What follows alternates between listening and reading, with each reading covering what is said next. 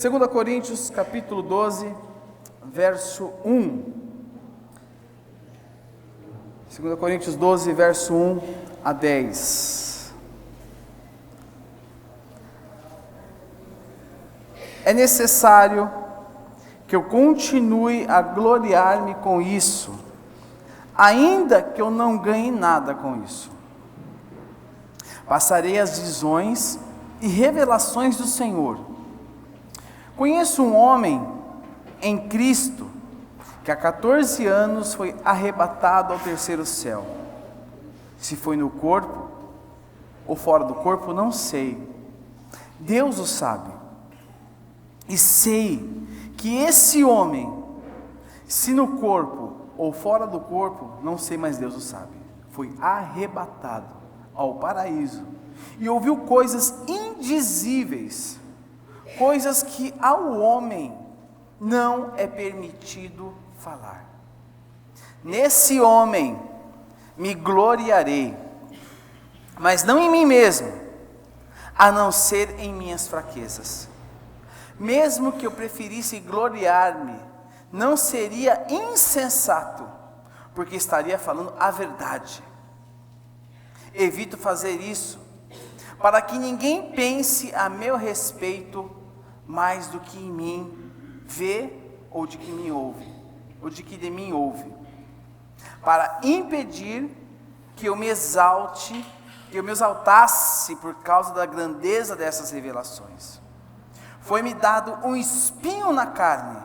Olha como ele chama esse espinho na carne: um mensageiro de Satanás, para me atormentar. 3 vezes roguei ao Senhor que o tirasse de mim, mas ele me disse: minha graça é suficiente para você, pois o meu poder se aperfeiçoa na fraqueza. Portanto, eu me gloriarei ainda mais alegremente em minhas fraquezas, para que o poder de Cristo repouse em mim. Por isso, por amor de Cristo, regozijo-me nas fraquezas, nos insultos, nas necessidades, nas perseguições, nas angústias, pois quando sou fraco, o que diz aí? Senhor, essa é a tua palavra. Sabemos que a tua noiva está aqui, o Senhor quer falar com a sua noiva. Por isso, pedimos que o Senhor tenha liberdade em nosso meio, meu Pai. Que nós que iremos ouvir aqui não seja fruto de um estudo e nem de uma revelação particular, mas seja fruto de uma revelação, meu Pai, coletiva, daquilo que o Senhor quer falar com a sua igreja. Portanto, Senhor, tenha liberdade conosco nessa noite. Fala conosco, nós queremos ouvir a tua voz, meu Pai. Em nome de Jesus, este momento é teu, Senhor. É o momento em que o Senhor fala com a sua noiva. Toma esse momento em tuas mãos, meu Pai. Em nome de Jesus. Amém. Amém. Domingo passado, logo após a reunião, eu orava e falava: Senhor, domingo que vem, Dia dos Pais, e eu queria que o Senhor falasse com a igreja algo relacionado a pai, mas não somente com o pai, mas que falasse com a igreja inteira, que homens e mulheres e jovens e adolescentes ouvissem a tua palavra. E o Senhor trouxe uma palavra no meu coração, que é a palavra fraqueza, e logo veio à minha mente, um filho, pensando já com muito no coração daquela palavra do filho pródigo, um filho não enxerga a fraqueza no pai. O filho não enxerga a fraqueza no pai. Eu me lembrava da minha infância, minha mãe está até aqui, minha infância um pouco conturbada, um pouco tribulada com relação à paternidade, e mesmo dentro desse contexto eu não enxergava a fraqueza no meu pai. O filho não enxerga fraqueza no pai. É verdade ou não é? O filho não vê fraqueza no pai. Porque tem até aquela frase, o pai, como que eu recebi hoje, o pai é o primeiro amor da filha. Como que é a frase? O primeiro herói do pai, o primeiro herói do filho. O filho enxerga o pai como herói, E pensando nisso e vendo esse contexto, pensando na palavra fraqueza, o Senhor me trouxe esse texto de 2 Coríntios, e olhando esse texto ele tem muita mensagem, ele tem muito contexto, ele tem muita pregação dentro dele, ele tem muita coisa para explorar, ele tem muito muito, se você for parar para analisar, tem muita coisa. Mas onde eu quero sentar aqui com vocês nessa noite, pensar com vocês nessa noite, é um contexto em que o apóstolo Paulo fala aqui, a partir do verso 9, aonde ele diz: mas ele me disse, minha graça é suficiente para você, pois o meu poder se aperfeiçoa na fraqueza. Sabe que muitos pregadores, que eu já até ouvi, irmãos, eu ouço tudo, e retenho o que é bom, e eu ouço tudo para saber o que está acontecendo aí fora, né? Eu já vi gente falar que esse contexto aqui de graça é suficiente para você, pois o meu poder se aperfeiçoa na fraqueza, é o contexto de pecado. E isso não tem nada a ver, porque esse contexto onde ele fala que minha graça é suficiente para você, pois o meu poder se aperfeiçoa na fraqueza, essa fraqueza em que o apóstolo Paulo usa aqui, se fosse relacionado a pecado e fraqueza de tentação, seria a palavra hamartia, traduzido do grego, mas a palavra que ele usa aqui é asteneia, ou astenesia, que quer dizer fraqueza, que tem 4 significados. Primeiro, falta de força física. Segundo, debilidades naturais do corpo. Terceiro, falta de capacidade com alguma situação, ou falta de capacidade com alguma situação relacionada à sua vida. Ou quarto lugar, falta de capacidade requerida para algo ou atividade. E se você continuar lendo isso aqui, você vai entender que ele se referia a isso, porque ele diz o seguinte: para que o poder de Cristo se repouse em mim. Por isso, por amor de Cristo, regozijo-me nas fraquezas, nos insultos, nas necessidades, nas perseguições, nas angústias, pois quando sou fraco é que sou forte. O apóstolo Paulo passava por um contexto onde ele enfrentava um conflito com os outros apóstolos, onde ele enfrentava um conflito de necessidade, muitos conflitos passavam por ele enfrentava uma situação muito difícil. E aqui ele expressa algumas coisas com relação à fraqueza em que ele enfrentava naquele momento. E em relação a esse contexto que eu quero nessa noite pensar com vocês, com relação a muito além das suas fraquezas, é o tema que eu coloquei nessa mensagem, muito além das suas fraquezas. Muitas vezes, eu e você, nós enfrentamos situações em que a nossa força natural, nossas habilidades, nossa energia são exauridas. E nós enxergamos isso como fraqueza. Situações que sugam as nossas forças. E a Bíblia nos mostra que além de não podermos evitar as fraquezas, quando seguimos a Jesus, precisamos ter uma determinada postura em atitude com relação a essas fraquezas. E nós temos um exemplo claro no Novo Testamento, onde Paulo e Tiago falam sobre esta atitude. E nós vamos ver isso aonde? Lá em 2 Coríntios 12, que nós lemos agora verso 10. Vamos ler de novo o verso 10. O apóstolo Paulo fala aqui no verso 10: por isso, por amor de Cristo, regozijo-me aonde? Que ele fala aí? Nos insultos, nas necessidades, nas perseguições, nas angústias, pois quando sou fraco é que sou forte. Agora lá em Tiago, vai para frente, lá em Tiago, capítulo 1, verso 2.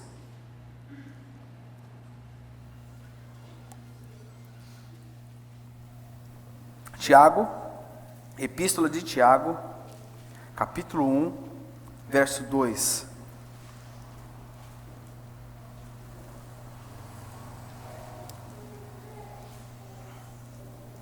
Achou aí?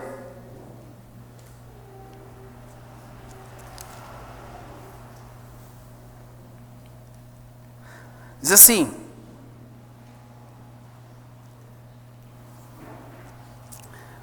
meus irmãos, considerem motivo de quê que ele fala aí? Grande alegria o fato de passarem por diversas provações. Verso 3: pois vocês sabem que a prova da sua fé produz perseverança, E a perseverança deve ter ação completa, a fim de que vocês sejam maduros e íntegros, sem lhes faltar coisa alguma.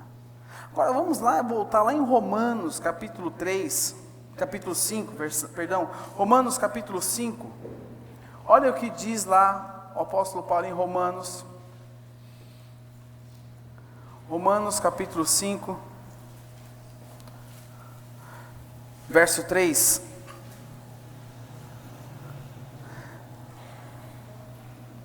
Ao verso 5. Diz assim: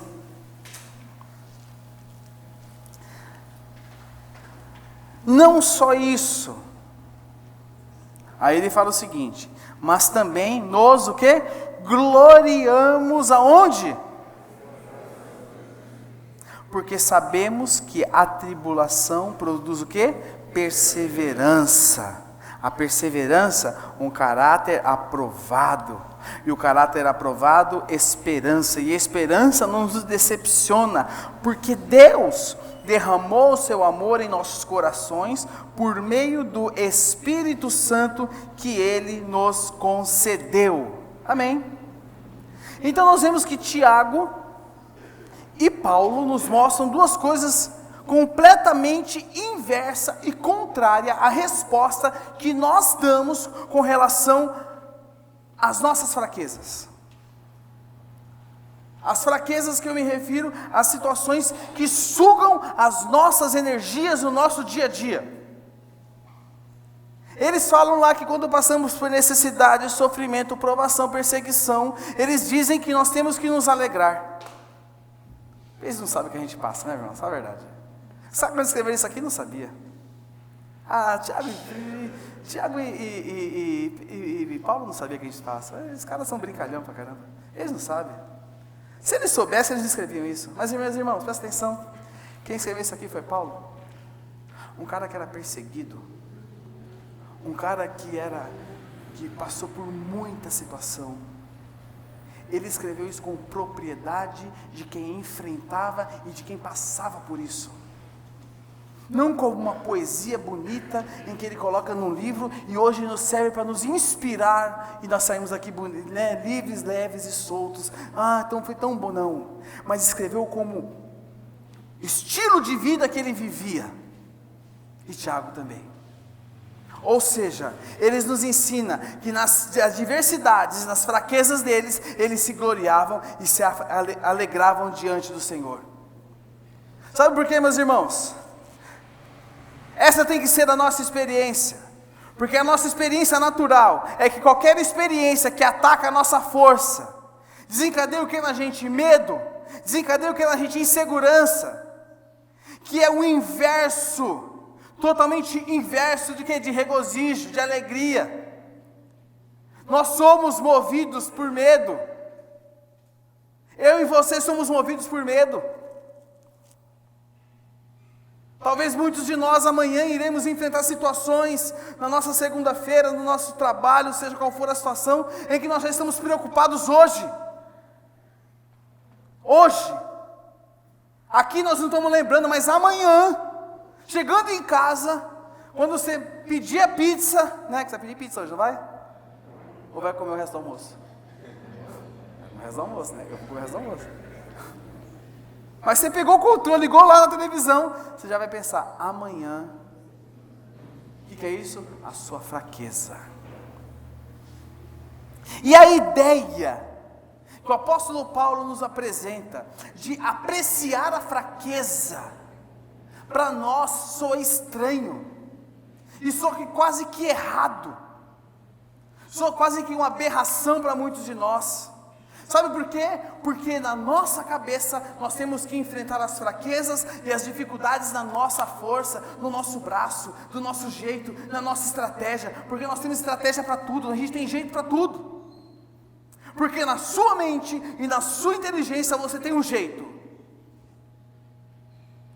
para sair disso. E nós deixamos de depender em Deus, e deixamos de reconhecer que Deus é soberano nas nossas vidas, em todas as situações. Mas o apóstolo Paulo nos apresenta uma ideia, de que nós temos que nos alegrar em nossas fraquezas. Eu queria te falar algo. Deus pode usar a sua fraqueza. Sabe por quê? Porque o poder dele se aperfeiçoa na sua fraqueza. E você pode estar aqui hoje, meu irmão, presta atenção. Você pode estar aqui hoje se sentindo incapaz, se sentindo impotente. Mas eu quero lhe falar algo. Toda a história deste livro aqui, a Bíblia, é feita de pessoas impotentes e incapazes.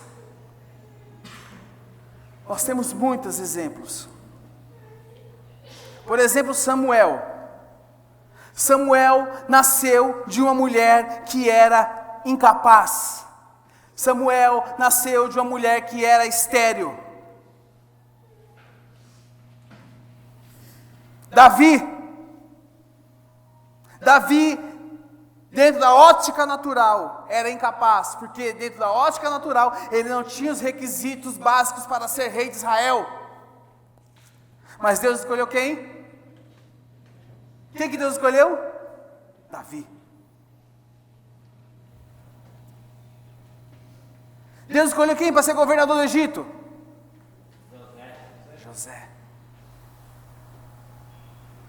E tudo que ele passou, todos os momentos que ele passou de fraqueza, de tribulação, Deus escolheu José. Os apóstolos eram pessoas incapazes, mas Deus levantou aqueles homens para mudar a história da humanidade. Presta atenção, a história da humanidade só pode ser mudada quando homens e mulheres que são vistos como incapazes se levantam e assumem o seu chamado diante de Deus. Assumem o seu chamado diante de Deus. Sabe por quê, meu irmão? Porque lá em Romanos 8, 26, coloca para mim, Hugo, por favor, Romanos 8, 26, olha o que diz Romanos 8, 26, diz o seguinte: da mesma forma, o Espírito nos ajuda onde?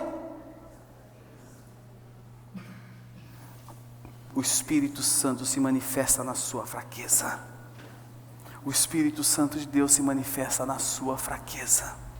O Espírito Santo se manifesta na sua fraqueza. E o apóstolo Paulo e Tiago nos deixa claro que experimentar fraqueza nas nossas vidas nos dá acesso a coisas espirituais que nós não conseguimos em nenhum outro lugar. Como por exemplo, fé. E como por exemplo, a força sobrenatural de Deus. Um dos versículos mais famosos da Bíblia está lá em Hebreus 11:6. O que diz Hebreus 11:6?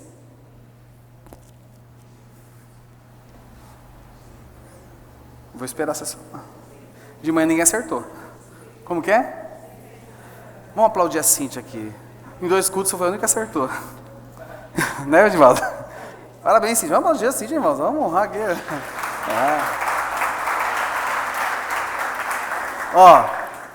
Um dos versículos mais conhecidos da Bíblia, Hebreus 11:6, que diz: sem fé é o quê? Impossível.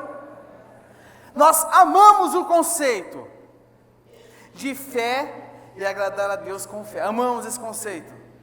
É poético e soa gostoso aos nossos corações. Só que nós não gostamos de estar em situações em que nós precisamos usar esse conceito. Todas as vezes em que estamos em situações que precisamos usar a fé, a gente não gosta de estar na situação, a gente reclama. Mas nós gostamos do que diz. É legal. É legal o que diz: sem fé é impossível agradar a Deus. Mas quando caímos na situação, nós reclamamos e não gostamos. Presta atenção, meu irmão. A sua fé não é provada quando está tudo bem na sua vida. A sua fé não é provada quando está tudo bem. A sua fé é provada nos seus momentos de fraqueza e nos seus momentos de incapacidade, que é um lugar aonde você não gosta de estar. Quem que gosta de passar por problema? Levanta a mão comigo. Eu não gosto também. O Wander gosta. Nós não gostamos, irmãos. Mas a gente gosta do conceito de fé.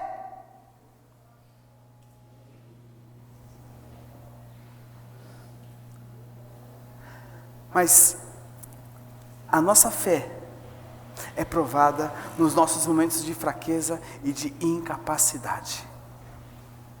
E nós temos lá, abra sua Bíblia comigo em 1 Samuel, capítulo 30, verso 1. 1 Samuel, capítulo 30, verso 1. Provavelmente esta referência que nós vamos ler aqui é um dos momentos de maior fraqueza e desespero de Davi em seus anos de preparação para o trono. E aconteceu bem no fim, bem perto da sua coroação como rei. 1 Samuel, capítulo 30, verso 1 até o verso 8. Diz assim, achou? Quando Davi e seus soldados chegaram a Ziclag, no terceiro dia, os amalequitas tinham atacado Neguebe e incendiado a cidade de Ziclag. Levaram como prisioneiro todos os que lá estavam, as mulheres, os jovens e os idosos. A ninguém mataram, mas os levaram consigo quando prosseguiram seu caminho. Ao chegarem a Ziclag, Davi e seus soldados encontraram a cidade destruída pelo fogo e viram que suas mulheres e seus filhos e suas filhas tinham sido levados como prisioneiros. Muita atenção agora a partir do verso 4. Então Davi e seus soldados choraram em alta voz até não terem mais forças. As duas mulheres de Davi também tinham sido levadas, Ainoã de Jezreel e Abigail de Carmelo, a que fora mulher de Nabal. Davi ficou profundamente angustiado, pois os homens falavam em apedrejá-lo. Todos estavam amargurados por causa de seus filhos e de suas filhas, porém o que? Fortaleceu-se no Senhor, o seu Deus. Então Davi disse ao sacerdote Abiatar, filho de Aimeleque: traga o meu colete sacerdotal. Abiatar o trouxe a Davi. E ele perguntou ao Senhor: devo perseguir o bando de invasores? Irei alcançá-los? E o Senhor respondeu: persiga-os. É certo que você os alcançará e conseguirá libertar os prisioneiros. Davi e os seus soldados voltavam de uma batalha. E quando chegaram à sua cidade, eles encontraram a sua cidade totalmente devastada pelo fogo. E as suas mulheres, os seus filhos e os velhos, todos haviam sido levados pelos invasores, os amalequitas. Se não falha a memória, os amalequitas. Isso mesmo, os amalequitas. Eles tinham levado todos. Então o que acontece aqui no verso 4? Davi e os seus soldados choraram em alta voz até não terem mais forças. Então nós observamos um contexto onde eles chegam da batalha e conseguem enxergar tudo destruído. Um cenário de caos. E no verso 6, um pouquinho mais para frente, no verso 6, diz o seguinte: no verso 5 fala que Davi, as duas mulheres de Davi, Ainoã e Abigail, haviam sido levadas também. No verso 5 e no verso 6 fala que Davi ficou profundamente angustiado, pois os homens falavam em apedrejá-lo. Todos estavam amargurados por causa de seus filhos e de suas filhas. Davi, porém, fortaleceu-se no Senhor. Então presta atenção, Davi, além de se desgastar com o seu sofrimento, além de se desgastar com o que estava acontecendo na vida dele, ele teve que se lidar com a raiva do povo, porque o povo arrumou Davi como culpado pelo que estava acontecendo com eles.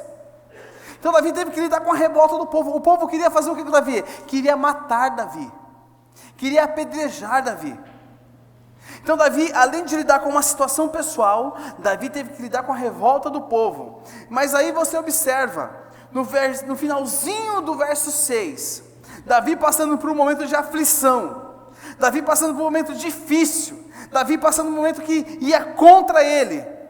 Fala o seguinte no final do verso 6: Davi, porém, fortaleceu-se no Senhor, o seu Deus. Davi pediu ao Senhor uma palavra sobre o que fazer. E no versículo 8, fala o seguinte: o Senhor respondeu: persiga-os, é certo que você os alcançará e conseguirá libertar os prisioneiros. Presta atenção, meus irmãos, o que eu aprendo com essa história de Davi? Davi, no meio da sua fraqueza, no meio da sua dificuldade, colocou o quê? A sua fé no Deus do impossível. Davi, no momento em que ele podia ser morto, Davi não fugiu. Davi não procurou um culpado para os seus problemas. O povo procurou um culpado, porque no momento de dificuldade, nós, o que a gente faz? Procura um culpado. Qualquer pessoa é culpada. A gente procura culpado para tudo. Davi não procurou um culpado, mas ele buscou forças no Senhor, para que ele pudesse ter direção de como ele poderia lidar com aquela situação que poderia destruir ele, a vida dele. De como ele poderia lidar com aquilo. Presta atenção, meu irmão.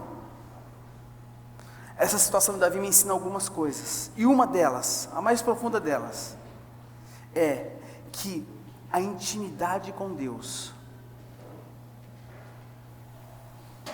nós só conseguimos experimentar fundo em momentos com fraqueza, em momentos de fraqueza. Intimidade com Deus profunda. Há uma intimidade com Deus que nós só conseguimos experimentar em momentos de fraqueza. Em momentos que nós estamos passando por dificuldade. Salmo 23, 4, 5 diz assim: mesmo que eu andar por um vale de trevas e morte, que diz lá, não temerei perigo algum, está ali, pois tu estás aonde? Mesmo quando eu andar por um vale de trevas e morte, não temerei. Por que ele não vai temer? Porque ele é bom? Davi escreveu isso por quê? Porque ele sabia lidar com a situação? Davi escreveu isso porque ele sabia lidar com a morte? Não, porque tu estás comigo. Tu estás comigo, a tua vara e o teu cajado me protegem. Verso 5. Aí ele fala: preparas um banquete para mim à vista dos meus inimigos. Aí ele completa: tu me honras. Deus te honra, viu, meu irmão? Deus quer honrar você, ungindo a minha cabeça com óleo e fazendo transbordar o meu cálice. Em momentos de fraqueza, é que realmente demonstramos, é que temos fé genuína. Você tem fé? Você tem fé realmente em Deus? Nós precisamos demonstrar a nossa fé no Senhor em momentos de fraqueza. Em momentos de fraqueza. Fé genuína, fé e força sobrenatural. 2 Coríntios, lá nós lemos, vamos voltar lá em 2 Coríntios capítulo 12, vamos ver o verso 9 agora. Vamos ler o verso 9. Volte lá no texto que nós lemos no início.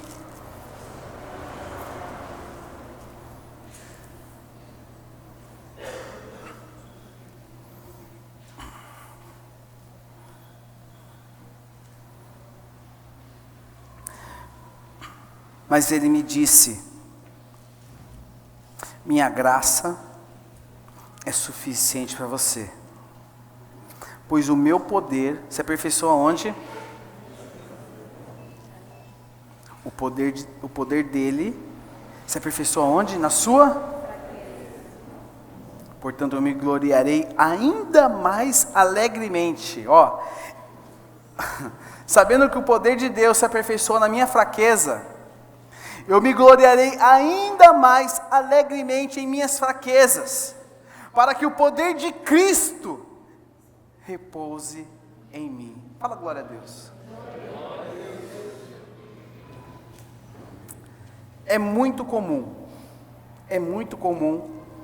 nós deixarmos de lado sonhos e projetos por causa de dificuldades que aparecem na nossa vida no dia a dia. Por causa de obstáculos, é comum. nós abandonarmos sonhos, abandonarmos projetos, em virtude de obstáculos que aparecem porque eles tiram o nosso foco. As dificuldades, algumas delas têm o poder de tirar o nosso foco.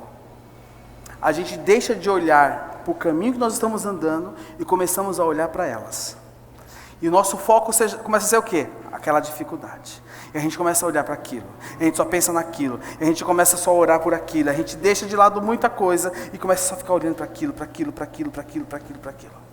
E o nosso Deus se torna o quê? É muito comum. É muito comum. Por quê? Porque a nossa fraqueza está em evidência. E nós vamos aprender e entender que nós temos que colocar os nossos olhos no Senhor. Nós vamos entender algumas coisas. Que a nossa caminhada, a nossa vida, comparando, pensando nos nossos sonhos, nos nossos projetos, e pensando nas dificuldades que aparecem nela, no decorrer da vida, não é uma corrida de 100 metros. Sabe a corrida de 100 metros? Que acaba em quantos segundos? 9 segundos. Uma corrida de 100 metros, acaba em 9 segundos. Né? 9 segundos? O Usain Bolt faz em 9 segundos, né, Divaldo? 9 uns picadinhos ele faz. É 9 segundos, irmão. Você piscou, acabou a corrida, não é assim? Você piscou, o cara que chegou, falou, opa, já que acabou. Mas uma maratona? Você correu uma maratona já? Não? Quem já correu uma maratona aqui, levanta a mão. Alguém já fez 42 quilômetros aqui? Alguém já fez a maratona? Ninguém nunca fez a maratona? Ninguém nunca fez? Quem já fez uma meia maratona, 21 quilômetros? Ah, bom. Levanta a mão comigo. Só 3 heróis aqui, eu, lógico. Já fez meia maratona? Quem já fez 10 quilômetros? 10 quilômetros. Hã? O Alto Quarteirão. Ah, PC? PC fez 10 quilômetros, PC? Ah, 22. Você fez uma meia maratona? Quem já fez 5 quilômetros? Fez, Dudu? Andando. Muito bom. Quem já fez 2,5? Correndo. 2,5 correndo. 500 metros. 100 metros. 10. Quem nem se preocupou em levantar. Misericórdia. Presta atenção. Numa corrida curta, a preocupação do corredor é chegar no ponto final e ele não olha para os lados, ele não olha para lugar nenhum. A preocupação dele é atingir lá. Agora, eu nunca corri uma maratona, nem tenho vontade, mas eu já fiz uma meia maratona já. E meus irmãos, é um negócio meio complicado porque mexe com a mente da pessoa. Quem já fez sabe do que eu estou falando. Para você correr uma maratona, você tem que ter preparo físico, preparo mental e preparo emocional. Emocional. É incrível que quando você está chegando, você faz 10 quilômetros, você não pode falar assim, falta 12. Você não pode pensar assim, já fiz 10, bora. Mas quando você faz 18 quilômetros, seu corpo fala assim para você, você pode parar aqui, você já fez 18 já. Para que chegar no 21? Aí faz 19. Não, mas você pode parar aqui já. O teu corpo começa a dar ordem para você. Você precisa de preparo emocional. Você teve essa experiência também? É exatamente assim. E na São Silvestre, quando você olha para a Brigadeiros, o teu corpo fala assim, para por aqui, o metrô está aqui pertinho, para que você vai subir esse negócio correndo? É estranho. Mas precisa de preparo emocional, equilíbrio mental. Ou seja, você precisa estar focado naquilo que você quer. E pensando dentro disso, nas nossas fraquezas, se você entra numa maratona com fraqueza, você não consegue completar ela. E você pensando dentro desse contexto, presta atenção, meu irmão. Qualquer ruído que aparece de fraqueza, você deixa de caminhar de encontro com o seu sonho, com o seu projeto. Mas quando você entende que aquela situação é uma situação que está se levantando para tirar o seu foco, e você tem claro aonde você quer chegar, e você sabe que aquilo é uma situação que se levantou para tirar o seu foco e tirar a sua força, e você se agarra ao Senhor e fala: Senhor, essa situação é para tirar minha força, mas eu sei aonde eu quero chegar. Sabe o que acontece, meu irmão? O Senhor te fortalece, Ele firma os seus passos e você consegue chegar lá em nome de Jesus, porque é a força do Senhor que te faz andar. Provérbios 24, 15 e 16 nos fala o seguinte, se você quiser marcar, se você quiser marcar, marque aí, fala o seguinte: não fique de tocaia contra... Coloca aí para mim, Hugo. Olha lá, o Hugo está mais rápido que eu. Não fique de tocaia como faz o ímpio contra a casa do justo, e não destrua o seu local de repouso. Próximo.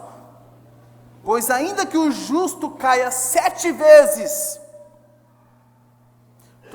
tornará a erguer-se. Ainda que você caia 7 vezes, o Senhor te erguerá, mas os ímpios são arrastados pela calamidade. Eu queria concluir aqui agora, falando algo para você. Eu queria te fazer um convite nessa noite. Eu queria te convidar a você se agarrar à sua fraqueza.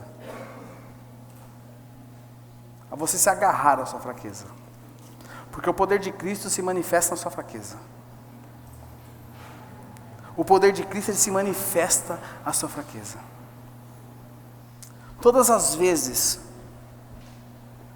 que Deus demonstrou o poder dele na minha, falando do meu testemunho pessoal, todas as vezes que Deus demonstrou o poder dele na minha vida, ao longo dos anos, foram em momentos em que eu me senti fraco e impotente. Está aqui a minha esposa que sabe o que eu estou falando. Será que hoje você não está se sentindo fraco e impotente, e você está lutando contra isso, onde você poderia abraçar isso? Jesus, o próprio Jesus abraçou sua fraqueza. Sabe como? Ele se tornou totalmente quebrado, vazio, acabado, ao ponto de morrer. E sabe o que acontece após isso? Então Deus ressuscita ele dos mortos. E após isso a história muda, quando Deus aperfeiçoou a sua força nele, na fraqueza de Cristo, e o trouxe de volta dos mortos. E Atos 2:24 fala o seguinte: mas Deus o ressuscitou dos mortos, rompendo os laços da morte, porque era impossível, meu irmão, presta atenção, era impossível que a morte o retivesse. Sabe por quê? Porque o poder de Deus se manifestou naquele momento em Jesus Cristo. Era impossível.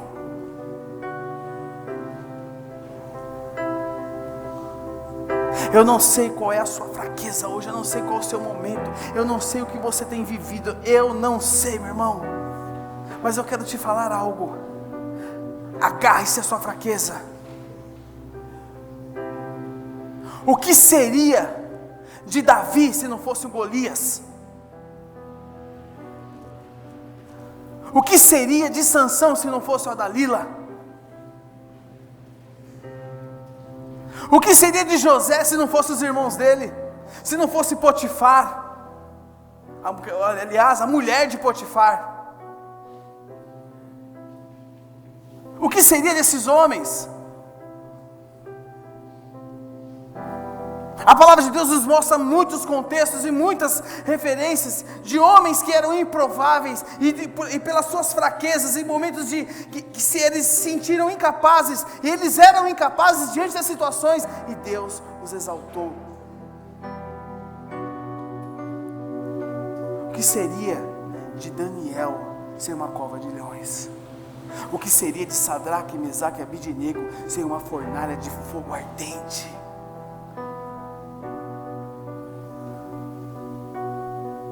O que seria de Gideão sem os seus valentes, sem os seus 300 homens? Meus irmãos, eu não sei o que você está passando hoje, Eu não sei qual a sua fraqueza, mas eu sei quem está aperfeiçoando o poder na sua vida, e o nome dele é Jesus Cristo. Jesus Cristo está aperfeiçoando o poder dele na sua vida, e nessa noite ele quer te levantar, meu irmão. Você não vai andar mais prostrado, você não vai mais andar de cabeça baixa, você não vai mais abandonar os seus sonhos, você não vai mais desistir, você não vai mais pensar em parar, mas você vai avançar, porque o Senhor nessa noite vai aperfeiçoar o poder dele na sua fraqueza e na sua vida, em nome de Jesus. Feche seus olhos, curve sua cabeça.